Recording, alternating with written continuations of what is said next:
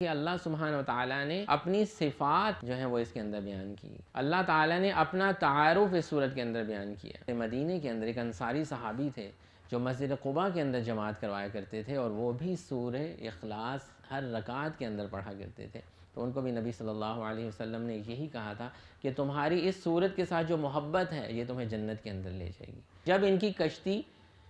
سمندر میں پھنس جاتی ہے اور ہوائیں گھیر لیتی ہیں، تو اس وقت یہ خالص اللہ سے دعا کرتے ہیں کہ اے اللہ، صرف تو ہی اکیلا ہمیں اس چیز سے نکالنے والا ہے، اور کوئی ہمیں بچانے والا نہیں. یا صاحب السجن، اے میرے جیل کے دوستو، رفیقو، ارباب متفرقون خیر، یہ بتاؤ کہ کیا بہت سارے رب بہتر ہیں، ام اللہ الواحد القہار، یا ایک طاقتور واحد رب جو ہے وہ بہتر ہے. اور یہ سارے جو عبادات کرتے ہیں یہ اپنے بھلے کے لیے کرتے ہیں، ان سے اللہ کی ذات کو کوئی فرق نہیں پڑتا. لیس کمثلہ شیء، یہ بات آپ یاد رکھیں، اللہ سبحانہ و تعالیٰ کی مثل کوئی شے نہیں ہو سکتی، کیونکہ وہ خالق ہے، وہ خالق ہے اور ہم مخلوق ہیں. السلام علیکم ورحمۃ اللہ وبرکاتہ. آج کی کلاس کے اندر انشاءاللہ پہلے ہم سورہ اخلاص کی ترجمہ اور تفسیر کو دیکھیں گے. اعوذ باللہ من الشیطان الرجیم، بسم اللہ الرحمن الرحیم. قل هو اللہ احد اللہ الصمد لم یلد ولم یولد وَلَمْ يَكُنْ لَهُ كُفُوًا أَحَدٌ. الحمد للہ رب العالمین، اصلی واسلم علی رسولہ الکریم وعلی آلہ واصحابہ اجمعین ومن تبعہم بإحسان الی یوم الدین. رب اشرح لی صدری ویسر لی امری واحلل عقدۃ من لسانی یفقہوا قولی. رب زدنی علما، اللہم فقہنا فی الدین. اللہم انا نسألک علما نافعا وعملا متقبلا ورزقا حلالا طیبا. اللہم ارنا الحق حقا وارزقنا اتباعہ وارنا الباطل باطلا وارزقنا اجتنابا. آمین یا رب العالمین. سورہ اخلاص، اس کے نام سے ہی جیسے پتہ چلتا ہے، جیسے اردو میں ہم ایک لفظ بولتے ہیں خالص. کس چیز کو خالص کہتے ہیں؟ جو بہت پیور ہوتی ہے. یوزلی ایسا ہوا ہے پچھلی صورتوں میں ہم دیکھتے آئے ہیں کہ صورتوں کے اندر ان کا نام جو ہے وہ موجود ہوتا تھا، لیکن سورہ اخلاص کے اندر، یعنی کہ اس کا جو نام ہے صورت کا، اس صورت کے اندر یہ لفظ نہیں آیا. لیکن اس اخلاص کا مطلب یہ ہے کہ اس صورت کے اندر اللہ سبحانہ و تعالیٰ کی خالص توحید بیان کی گئی ہے. وننس آف اللہ جسے ہم کہتے ہیں، اللہ کو ایک ماننا، اللہ کی صفات کو جاننا. اس صورت کے اندر خالصتاً اللہ سبحانہ و تعالیٰ نے صرف اسی ٹاپک کے بارے میں بات کی ہے. پچھلی صورتوں میں ہم دیکھتے آئے ہیں کہ کبھی نماز کی بات ہو جاتی تھی، کبھی آخرت کی بات ہو جاتی تھی، کبھی اللہ تعالیٰ اپنی توحید کی بات شروع کر دیتے تھے، کبھی رسالت کا ٹاپک شروع ہو جاتا تھا. لیکن یہاں پر اس صورت کا جو موضوع ہے اور جو مضمون ہے وہ پورے کا پورا خالص اللہ سبحانہ و تعالیٰ کی توحید کے ہی بارے میں ہے. تو اس صورت کو نبی صلی اللہ علیہ وسلم نے 1/3 قرآن کے برابر کہا ہے. ثلث قرآن، یہ صورت جو ہے 1/3 قرآن کے بارے میں. اس صورت کو پڑھنے کا جو ثواب ہے وہ 1/3 قرآن کو پڑھنے کے برابر ہے. اس حدیث سے بہت سارے علماء نے بہت سارے جو ہے وہ فوائد ہمارے لیے اخذ کیے ہیں. کچھ علماء یہ کہتے ہیں کہ اس کا مطلب یہ بھی ہے کہ اس صورت کو 3 مرتبہ اگر ہم پڑھیں تو پورے قرآن کو پڑھنے کا ثواب ملتا ہے. اور کچھ علماء نے یہ بھی بتایا ہے کہ اس کو 1/3 قرآن کے برابر اس لیے کہا گیا ہے کہ 3 جو ہمارے بلڈنگ بلاکس ہیں دین کے، جس میں ایک اللہ سبحانہ و تعالیٰ کو جاننا، توحید، دوسرا ہے رسالت یعنی کہ محمد صلی اللہ علیہ وسلم کو جاننا،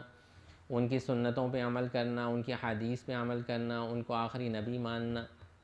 اور تیسرا آخرت۔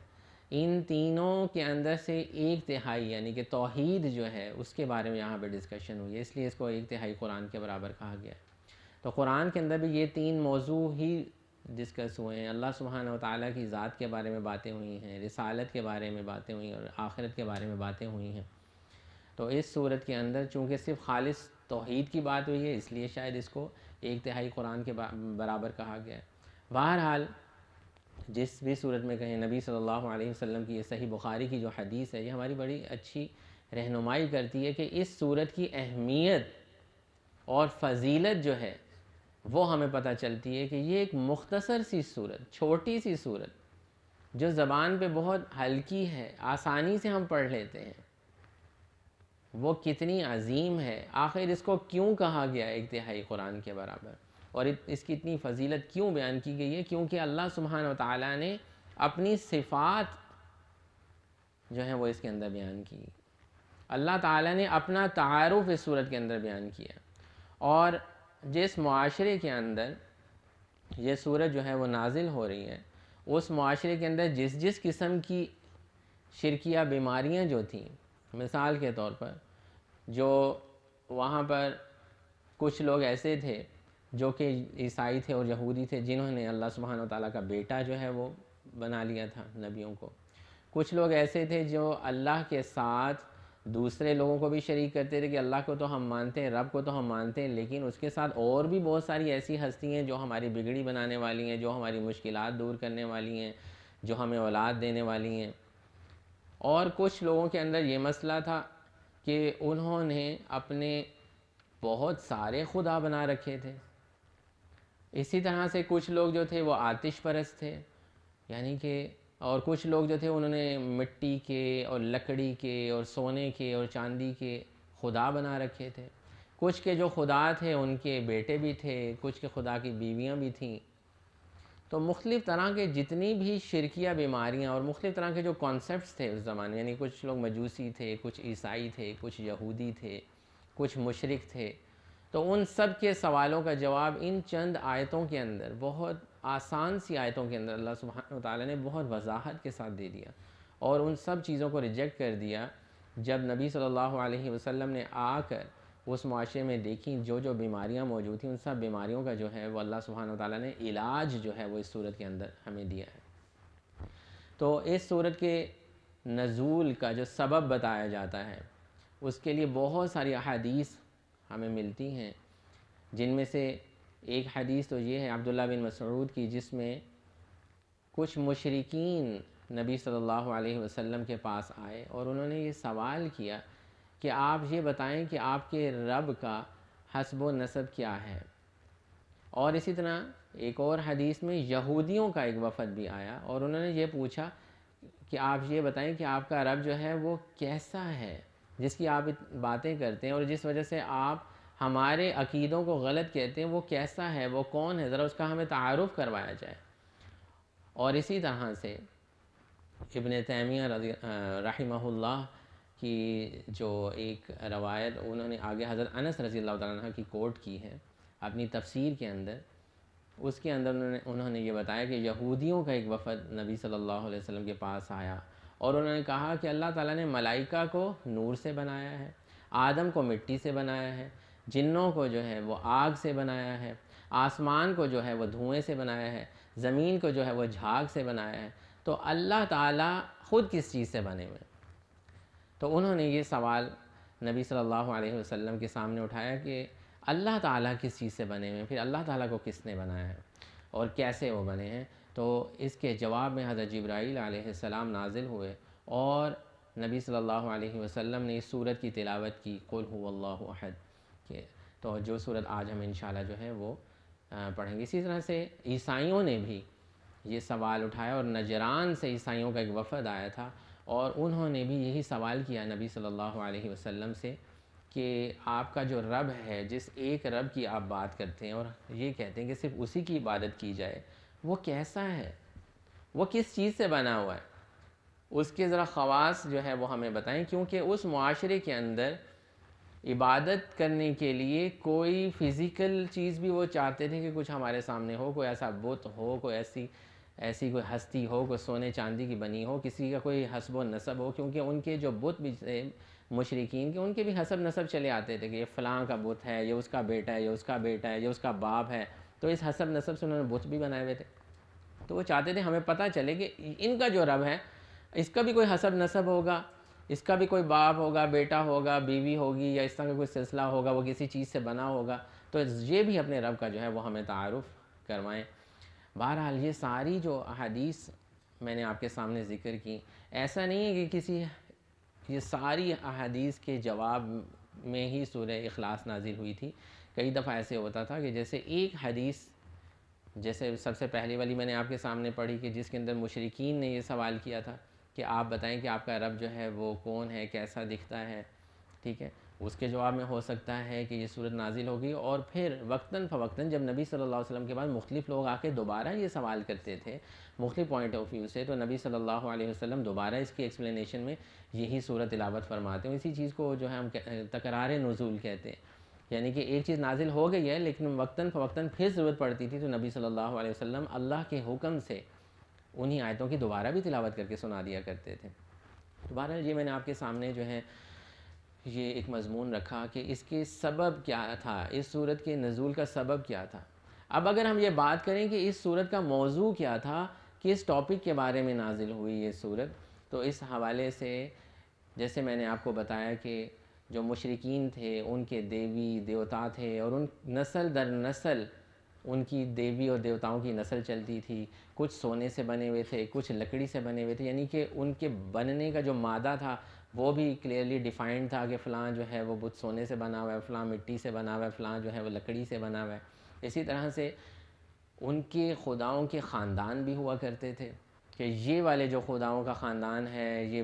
زیادہ افضل ہے، یہ کم افضل ہے، اس طرح کے خاندان ہوا کرتے تھے، ان کے بیوی تھے، ان کے بچے تھے خداؤں کے، انہوں نے بنائے ہوئے۔ اسی طرح سے بہت سارے لوگوں نے ان خداؤں کے اوتار انسانوں کے اندر جو ہے وہ بنا کے انسانوں کی شبیہیں بنا کے رکھی ہوئی تھی۔ مثال کے طور پر کہ یہ انسان جو ہے بڑا نیک ہے، اس کے اندر ہمیں خدا کی شبیہ نظر آتی ہے، اور ہم اس لیے اس کو بڑا مانتے ہیں کیونکہ یہ ہماری جو ہے اللہ سے سفارش کرتا ہے۔ تو خداؤں کے اوتار بھی انسانی شکل میں انہوں نے بنائے ہوئے تھے۔ اسی طرح سے جیسے عیسائی تھے وہ حضرت عیسیٰ علیہ السلام کو اللہ کا بیٹا مانتے تھے، ٹھیک ہے، اور یہودی جو تھے وہ عزیر علیہ السلام کو اللہ سبحانہ و تعالیٰ کا بیٹا مانتے تھے، اور وہ یہ کہتے تھے کہ بیٹا اپنے خدا کے ساتھ کھیلتا بھی ہے، اور بہت ساری اس طرح کی جاہلانہ باتیں بھی وہ کیا کرتے تھے۔ اسی طرح سے مجوسی تھے جو آگ کی پوجا کیا کرتے تھے۔ تو اس صورت کا موضوع یہی تھا کہ ان سب لوگوں کو ان کے غلط عقائد کا جواب جو ہے وہ مل جائے، اور چند الفاظ میں اللہ سبحانہ و تعالیٰ نے اس کا جواب دیا۔ اس صورت کی فضیلت کے حوالے سے جیسا کہ میں نے آپ کو بتایا کہ نبی صلی اللہ علیہ وسلم نے فرمایا کہ یہ 1/3 قرآن کے برابر ہے۔ اس کے علاوہ نبی صلی اللہ علیہ وسلم فجر کی سنتوں میں بھی یہ دوسری رکعت میں یہ صورت پڑھا کرتے تھے۔ اسی طرح سے سورہ اخلاص جو ہے وہ ایک صحابی، بلکہ 2 روایتوں میں یہ بات آئی ہے کہ ایک تو روایت اس طرح سے ہے کہ حضرت عائشہ رضی اللہ تعالیٰ عنہ اس کی راوی ہیں کہ نبی صلی اللہ علیہ وسلم نے ایک صحابی کو ایک لشکر کے ساتھ بھیجا سپہ سالار بنا کے، تو وہاں پر جب بھی وہ نماز پڑھایا کرتے تھے تو سورہ فاتحہ پڑھتے تھے، اس کے بعد وہ ایک سورت پڑھتے تھے، اور بعد میں سورہ اخلاص پڑھا کرتے تھے۔ سورہ فاتحہ پھر کوئی سورت پڑھ کے جیسے ہم پڑھتے، اور پھر سورہ اخلاص پڑھ کے جو ہے رکوع میں جایا کرتے تھے، اور اسی طرح سے ہر دفعہ جماعت کرواتے تھے۔ تو جب وہ واپس آئے تو کچھ صحابہ نے نبی صلی اللہ علیہ وسلم سے شکایت کی کہ یہ شاید انہوں نے کوئی نیا طریقہ بنا لیا کہ ہر رکعت میں سورہ اخلاص یہ ضرور پڑھتے ہیں جماعت کے اندر۔ تو نبی صلی اللہ علیہ وسلم نے ان صحابی کو بلایا اور ان سے پوچھا کہ آپ یہ سورہ اخلاص کیوں پڑھتے ہیں؟ تو انہوں نے یہ بتایا کہ میں اس لیے پڑھتا ہوں کہ مجھے اس سورت کے پڑھنے سے ایک تو اچھا کیا لگتا ہے کہ مجھے اللہ سبحانہ و تعالیٰ سے اور محبت ہوتی ہے، اس سورت سے مجھے بہت محبت ہے، اور وہ اس وجہ سے ہے کہ مجھے اللہ سبحانہ و تعالیٰ سے بہت محبت ہے، اللہ کی محبت میں اس سورت کو ہر رکعت میں پڑھتا ہوں۔ تو نبی صلی اللہ علیہ وسلم نے فرمایا کہ اللہ سبحانہ و تعالیٰ بھی تم سے بہت محبت کرتے ہیں۔ تو اس سے یہ پتہ چلتا ہے کہ آپ نے دیکھا ہوگا عموماً کچھ امام جو ہیں وہ جماعت کرواتے ہیں اور سورہ فاتحہ کے بعد کوئی بھی سورت پڑھنے کے بعد سورہ اخلاص پڑھتے ہیں. اسی طرح سے مدینے کے اندر ایک انصاری صحابی تھے جو مسجد قباء کے اندر جماعت کروایا کرتے تھے اور وہ بھی سورہ اخلاص ہر رکعت کے اندر پڑھا کرتے تھے. تو ان کو بھی نبی صلی اللہ علیہ وسلم نے یہی کہا تھا کہ تمہاری اس سورت کے ساتھ جو محبت ہے یہ تمہیں جنت کے اندر لے جائے گی, یہ چیز تمہیں جنت کے اندر لے جائے گی. تو اس سے یہ ہمیں پتہ چلتا ہے کہ اللہ سبحانہ و تعالیٰ سے محبت یا اللہ کی صفات کے ساتھ محبت یا اللہ سبحانہ و تعالیٰ کے کلام کے ساتھ جو محبت ہے وہ انسان کے جنت میں جانے کا سبب بھی بنتی ہے. آئیے اب ہم اس سورت کو شروع کرتے ہیں. اعوذ باللہ من الشیطان الرجیم, بسم اللہ الرحمن الرحیم. قل هو اللہ احد. او محمد صلی اللہ علیہ وسلم ان لوگوں کو کہہ دیجئے, ان لوگوں کو بتا دیجئے کہ وہ اللہ جس کے بارے میں یہ سوال کر رہے ہیں وہ اللہ ایک ہے, وہ ایک ہی ہے, اس کی وہ تنہا ہے. ایک کا کیا مطلب ہے؟ تنہا ہے. یہاں پر بہت سارے لوگ ایک سے بھی مطلب دیکھیں, اگر ہم ایک کا لفظ بولیں تو ایک کی مماثلت میں ہم اور بھی چیزیں بول سکتے ہیں, ٹھیک ہے, لیکن جب ہم تنہا کا لفظ استعمال کرتے ہیں تو اس کا مطلب ہوتا ہے کہ اس کی چیز میں, اس کی بادشاہت میں, اس کی ملوکیت کے اندر اور کوئی شریک نہیں ہے.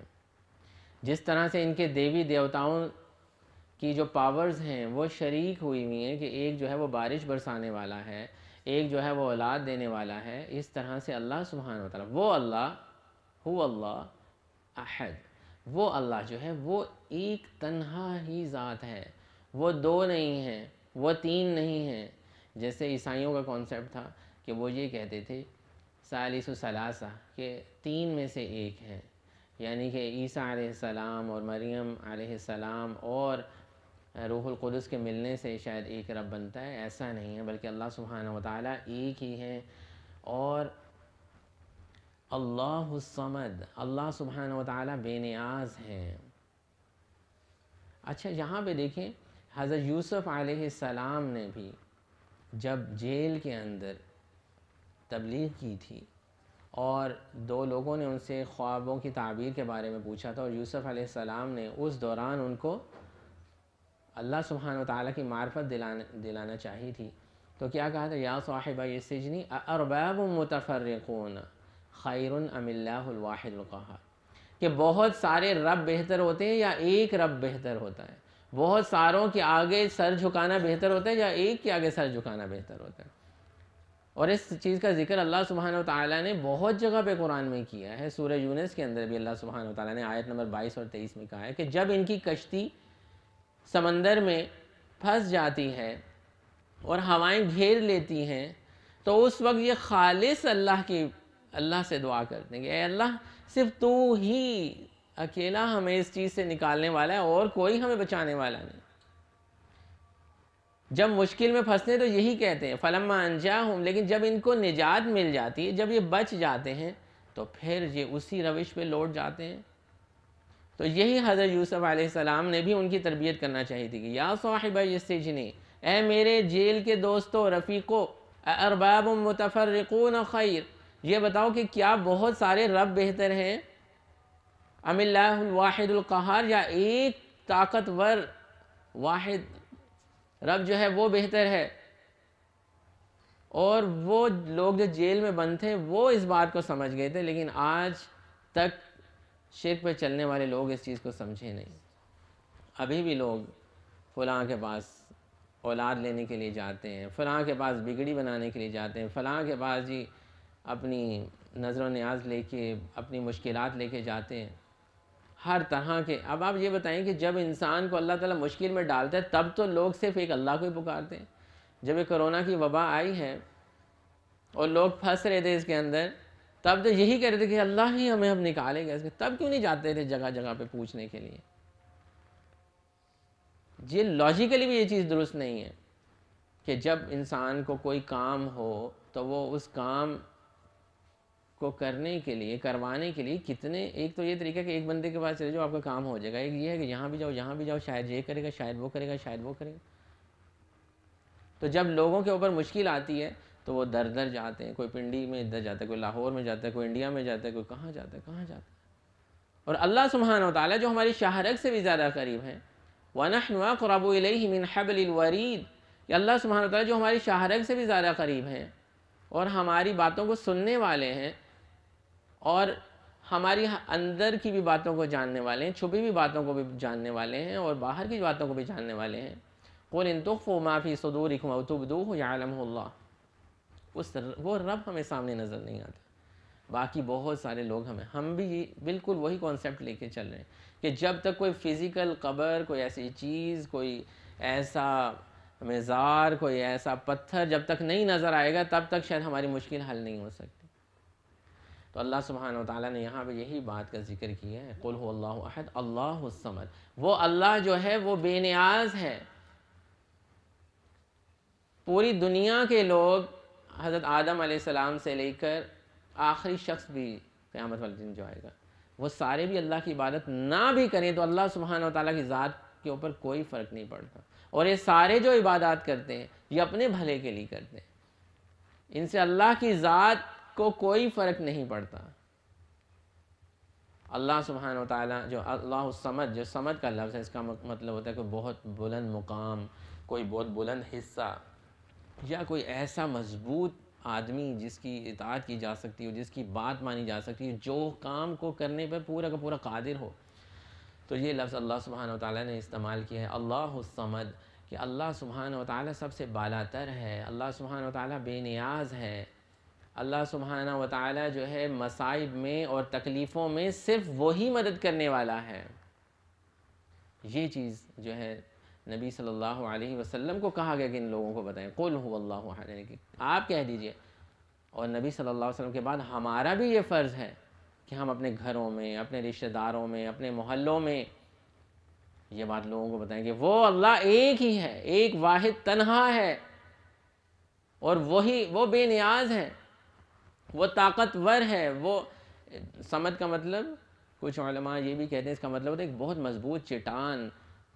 جو جنگوں میں لوگ اپنے پیچھے چٹان رکھتے تھے اور آگے پھر فائٹ کرتے تھے تاکہ پیچھے سے نہ کوئی آرمی جو ہے وہ اٹیک کر دے، ایک مضبوط چٹان کی طرح جو ہمارے ساتھ موجود ہے، جو ہماری مدد کرنے کے لیے کے اوپر قادر بھی ہے، اور وہی ہماری مشکل دور بھی کرنے والا ہے۔ حضرت ابراہیم علیہ السلام نے جیسے کہا تھا نا، وَإِذَا مَرِضْتُ فَهُوَ يَشْفِينِ، کہ وہ بیماری بھی اسی سے ہے اور شفا بھی وہی دینے والا ہے، اور ہدایت بھی وہی دینے والا ہے، مشکل سے نکالنے والا بھی وہی ہے۔ پھر ہم کیوں اللہ کے علاوہ دوسروں کے آگے جو ہے وہ ماتھا ٹیکتے ہیں اور ان کی طرف اپنی حاجات لے کے جاتے ہیں۔ اللہ الصمد، اللہ ہی ایک وہ واحد ہستی ہے جو ہمیں مشکلات سے نکالنے پر قادر ہے۔ لم یلد ولم یولد، اب یہاں پر اللہ سبحانہ و تعالیٰ نے عیسائیوں کے اور یہودیوں کے اور مشرکین کے ان سوالوں کا جواب دیا جو یہ کہہ رہے تھے، جو یہ کبھی کبھی کہتے تھے کہ فرشتے اللہ کی بیٹیاں ہیں، کوئی یہ کہتے تھے کہ عیسیٰ اللہ کے بیٹے ہیں، کوئی کہتے تھے عزیر اللہ کے بیٹے ہیں۔ تو اللہ سبحانہ و تعالیٰ نے بتایا کہ لم یلد ولم یولد، اللہ سبحانہ و تعالیٰ کی نہ ہی کوئی اولاد ہے، نہ ہی اللہ سبحانہ و تعالیٰ کسی کی کوئی اولاد ہے۔ اور اس سے رد کیا اللہ سبحانہ و تعالیٰ نے کہ فرشتے اللہ کی بیٹیاں نہیں ہو سکتے، اور کوئی بھی بزرگ اللہ کا بیٹا نہیں ہو سکتا، کیونکہ جب کوئی کسی کا باپ انسان تصور کرتا ہے تو پھر اس کے ذہن میں یہ بھی آتا ہے کہ اس کا کوئی بیٹا بھی ہوگا، یا اگر آپ کسی کا کوئی بیٹا تصور کر لیں تو پھر آپ کے ذہن میں آئے گا کہ یہ بھی شاید کسی کا بیٹا ہوگا۔ تو اللہ سبحانہ و تعالیٰ نے اس چیز کو کلیئر کر دیا کہ نہ وہ کسی کا باپ ہے اور نہ اس کا کوئی باپ ہے، یعنی کہ وہ کسی کی اولاد ہے۔ اللہ سبحانہ و تعالیٰ نے یہ کانسیپٹ کلیئر کیا۔ اور اگر یہ بھی کہہ دیا جائے کہ حضرت عیسیٰ علیہ السلام یا حضرت عزیر علیہ السلام کو یہ متبنہ کہتے ہیں، یعنی کہ بنائے ہوئے اللہ کے بیٹے ہیں، نہیں اللہ کے بیٹے، اللہ کی ذات میں سے نہیں نکلے ہوئے، لیکن ہم ویسے ہی کہتے ہیں یہ اللہ کے بیٹے ہیں، تو تب بھی یہ چیز غلط ہو جاتی ہے، کیونکہ جب کسی کو کسی کا بیٹا قرار دیا جاتا ہے تو وہ ہم جنس ہوتا ہے، یعنی کہ اسی کی جنس میں سے ہوتا ہے، اور اللہ سبحانہ و تعالیٰ کی جو جنس ہے وہ ہم کسی انسان کے برابر نہیں کر سکتے، ٹھیک ہے؟ تو متبنہ بیٹے بھی نہیں ہیں، اور اللہ کی ذات میں سے نکلے ہوئے بھی کوئی بیٹا اللہ سبحانہ و تعالیٰ کا نہیں ہو سکتا۔ تو یہ چیز جو ہے ہمیں سمجھنے کی ضرورت ہے۔ اسی طرح سے اگر کوئی یہ کہہ دیتا ہے کہ یہ اللہ کی ذات میں سے، جیسے مشرکین کا عقیدہ تھا کہ اللہ کی ذات میں سے نکلے ہوئے اللہ کے بھی بیٹے ہیں، تو اس چیز کی اللہ سبحانہ وتعالیٰ نے یہاں پہ نفی کر دی ہے کہ جب بھی کسی کا کوئی بیٹا ہوتا ہے تو یقیناً وہ بھی کسی نسل سے پیچھے چلا ہوا آ رہا ہوتا ہے، اور وہ بھی کسی کی اولاد ہوتا ہے، تو بیٹا بھی کہنا درست نہیں، کیونکہ بیٹے سے پھر اور آگے جو ہے وہ چیز غلط نکلتی ہے۔ اس کے علاوہ اگر یہ بھی تصور کیا جائے کہ اللہ کا متبنہ بیٹے بھی، جیسے عیسائی یا یہودیوں کا جو ہے ایک عقیدہ ہے، تو جب کوئی کسی کا بیٹا ہوتا ہے یا جب کوئی کسی کا باپ ہوتا ہے تو وہ ایک دوسرے کے اوپر انٹر ڈیپینڈنٹ بھی ہو جاتا ہے، اس میں محتاجی کا بھی کانسیپٹ آ جاتا ہے، وہ پھر اپنے پورے کے پورے ڈیسیجن لینے میں جو ہے وہ سول رسپانسبل نہیں ہوتا۔ تو اس چیز کی بھی اللہ سبحانہ وتعالیٰ نے اس لیے کھلی نفی کر دی ہے کہ نہ وہ کسی کا باپ ہے، نہ وہ کسی کا بیٹا۔ تو قل هو اللہ احد، اللہ ایک ہے، وہ واحد ہے، وہ تنہا ہے، اللہ الصمد، وہ بے نیاز ہے اور وہ ہر چیز سے بالاتر ہے، سب کی حاجات اسی کے سامنے پیش ہوتی ہیں، وہی ایک ہستی ہے جو اس چیز پہ قادر ہے کہ وہ کسی کی مشکل اور مصیبت کو دور کر سکے۔ لم یلد ولم یولد، اور نہ اس کا کوئی بیٹا ہے اور نہ وہ کسی کا بیٹا ہے۔ وَلَمْ يَكُنْ لَهُ كُفُوًا أَحَدٌ، اور کوئی اس کا ہمسر نہیں، کوئی اس کا مساوی نہیں۔ کفواً کا مطلب ہوتا ہے مساوی، ہم پلہ، یا اس سے مشابہت رکھنے والا، جیسا کہ اللہ سبحانہ وتعالیٰ نے قرآن میں سورہ شورى میں یہ بات وضاحت سے بتائی ہے، لَيْسَ كَمِثْلِهِ شَيْءٌ، اللہ سبحانہ وتعالیٰ جیسی کوئی چیز نہیں، یعنی کہ کوئی کسی انسان کے ساتھ یا کسی اور اللہ سبحانہ وتعالیٰ کی جیسے تخلیقات ہیں، روشنی ہے یا پہاڑ ہیں یا درخت ہیں یا کسی بھی چیز کے ساتھ کوئی مماثلت دینا چاہے تو ایسا ممکن ہی نہیں ہے۔ اللہ سبحانہ وتعالیٰ کی جو ذات ہے اس کا کمپیریزن کسی کے ساتھ نہیں کیا جا سکتا۔ جیسے کہ اللہ سبحانہ وتعالیٰ نے قرآن میں اپنے ہاتھوں کا ذکر کیا ہے، اپنی پنڈلی کا ذکر کیا ہے، تو وہ کیسے ہاتھ ہیں اللہ کے، وہ پنڈلی کیسی ہے اللہ سبحانہ وتعالیٰ کی، یہ اللہ سبحانہ وتعالیٰ کی شان کے مطابق ہے، کسی کے ساتھ ہم کمپیئر، خصوصی انسان کے ساتھ تو ہم کمپیئر کر ہی نہیں سکتے۔ اللہ کیسے دیکھتے ہیں، ان کی آنکھیں کیسی ہیں، اللہ تعالیٰ کیسے سنتے ہیں، ان کے کان کیسے ہیں، لیس کمثلہ شیء، یہ بات آپ یاد رکھیں، اللہ سبحانہ وتعالیٰ کی مثل کوئی شے نہیں ہو سکتی، کیونکہ وہ خالق ہے، وہ خالق ہے اور ہم مخلوق ہیں، اس کے علاوہ ہر چیز مخلوق ہے۔ یہ چیز سمجھنے والی، کچھ لوگ انسانوں میں کچھ ہستیوں کو بلند کرتے کرتے کرتے ایک یہ لفظ بول دیتے ہیں کہ اللہ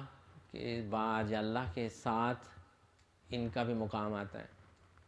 یہ یاد رکھا جائے کہ وہ خالق ہے اور اس کے علاوہ سب اس کی مخلوق ہے، خالق اور مخلوق کا کمپیریزن نہیں کیا جا سکتا۔ لیس کمثلہ شیء، اس کی ذات وہی جانتے ہیں کہ کس طرح کی ہے، ہم لوگ اس کے بارے میں قیاس آرائیاں نہیں کر سکتے کہ ایسا ہوگا، ایسے اللہ کا عرش ہوگا، ایسے اس کی کرسی ہوگی، ایسے وہ بیٹھتا ہوگا، تو یہ اللہ سبحانہ وتعالیٰ ہی بہتر جانتے ہیں۔ اسی لیے اللہ تعالیٰ کا کفواً احد، اس کی مشابہت بھی کوئی اس کی مشابہت میں ہم کوئی اور چیز رکھ ہی نہیں سکتے، جو یہودیوں کا اور عیسائیوں کا اور مشرکین کا عقیدہ ہے کہ جیسے وہ ایک دوسرے کے ساتھ جو ان کے خدا ہوتے تھے ان کا کمپیریزن کرتے تھے کہ ہمارے خدا ایسے ہیں، تمہارا خدا ایسا ہے، ہمارا لکڑی کا بنا ہے، تمہارا سونے کا بنا ہوا ہے، تو وہ اللہ سبحانہ وتعالیٰ کے ساتھ اپنے خداؤں کی مشابہت نہیں کر سکتے، ہم رشتہ یا ہم پلہ نہیں لے کے آ سکتے، کیونکہ جس چیز سے وہ بنے ہیں یا ان کے جو بھی خدا ہیں وہ اللہ کی مخلوق، اللہ کی تخلیقات سے آگے بنے ہیں۔ تو یہی اللہ سبحانہ وتعالیٰ نے سورت کے اندر جتنے بھی مشرکین کے، یہود کے اور عیسائیوں کے اور آتش پرستوں کے جتنے بھی عقائد ہیں ان کا رد کیا ہے سورہ اخلاص کے اندر۔ میں ایک دفعہ پھر پڑھتا ہوں، آپ سن لیجئے۔ اعوذ باللہ من الشیطان الرجیم، بسم اللہ الرحمن الرحیم، قل هو اللہ احد، او محمد صلی اللہ علیہ وسلم ان کو کہہ دیجئے کہ وہ اللہ جس کے بارے میں یہ پوچھ رہے ہیں وہ اللہ ایک واحد تنہا ہے، اللہ الصمد، اور وہ بے نیاز ہے، وہ کسی کا محتاج نہیں ہے، وہ کوئی فیصلہ کرنے میں کسی کا محتاج نہیں ہے، لم یلد ولم یولد، نہ ہی اس کی کوئی اولاد ہے اور نہ وہ کسی کی اولاد ہے، ولم یکن لہ کفوا احد، اور کوئی بھی اس کا ہم پلہ اور کوئی بھی اس کا ہم سر نہیں ہے۔ سبحانک اللہم و بحمدک نشہد ان لا الہ الا انت نستغفرک و نتوب الیک۔